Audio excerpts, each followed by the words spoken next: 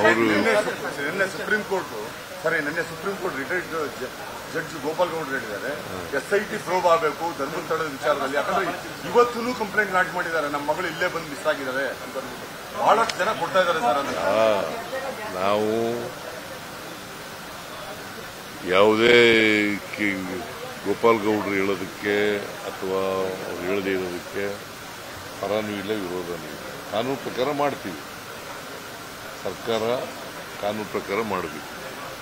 SIT ಮಾಡಬೇಕು ಅಂತಂದ್ರೆ SIT ಮಾಡ್ತೀವಿ. ಇಲ್ಲ ಇಲ್ಲ, ಪೊಲೀಸ್ ಡಿಪಾರ್ಟ್ಮೆಂಟ್ನವರು ವರದಿ ಆಧಾರದ ಮೇಲೆ ಈಗ ಅವನೇನ್ ಮಾಡಿದಾನೆ, 10 ವರ್ಷ ಅಬ್ಸ್ಕಾಂಡ್ ಆಗ್ಬಿಟ್ಟಿದ್ದ. ಅವನು 164 ಸ್ಟೇಟ್ಮೆಂಟ್ ಕೊಟ್ಟಿದ್ದಾನೆ ಪೊಲೀಸ್ ಮುಂದೆ. ಆ 164 ಸ್ಟೇಟ್ಮೆಂಟ್ನಲ್ಲಿ ಅವನು ಏನು ಹೇಳಬೇಕು ಎಲ್ಲ ಹೇಳಿದ್ದಾನೆ. ನಾನೇ ಊಟ ಹಾಕಿದ್ದೀನಿ ಅಂತ ಹೇಳಿದ್ದಾನೆ. ಆ ಎಣೆಗಳನ್ನು ತೋರಿಸ್ತೀನಿ, ಬೇಕಾದ್ರೆ ಊಟ ಹಾಕಿರೋ ಜಾಗ ಕರ್ಕೊಂಡೋಗಿ ಮಾಡ್ತೀನಿ. ಪೊಲೀಸ್ನವರು ಏನು ಹೇಳ್ತಾರೆ ನೋಡೋಣ, ನಾಳೆ ಇವತ್ತು ನಾಳೆ ಒಳಗಡೆ.